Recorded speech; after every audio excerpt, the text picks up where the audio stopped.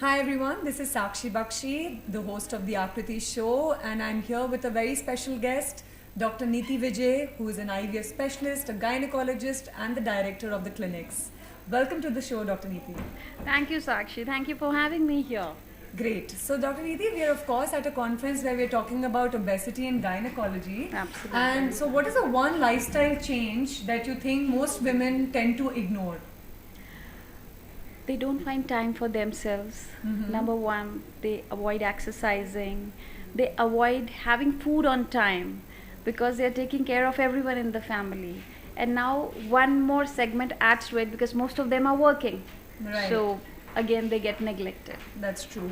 And of course, we are speaking about women, right? And there is a lot of women, of course, I think forget to test themselves also. Is there a test you would like to recommend women under the age of 30 which they currently don't do?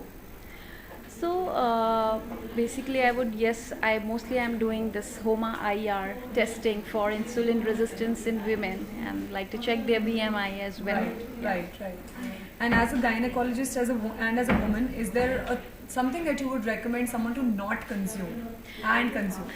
See, as I'm a gynec and an fertility specialist as well, and most of the infertility is caused by inflammation in the body. So I would like them to not take foods which are causing inflammation in the body, like sugars and carbohydrates, simple carbohydrates, and all these white foods like rice and maida and all those stuff. Okay, I see.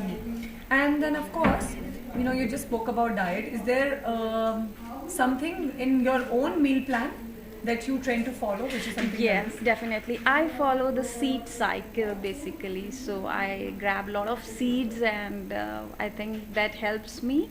And these days, Gond Katira is trending as well. Great, So I have started that, and it's very soothing to the gut. Great. And previously, I used to have a lot of bloating, but now with all these things, I feel good. Great. And last but not the least, what is your biggest stress buster? My son. Children are always the blessing. Yeah, that's why the profession of being a fertility specialist, Exactly.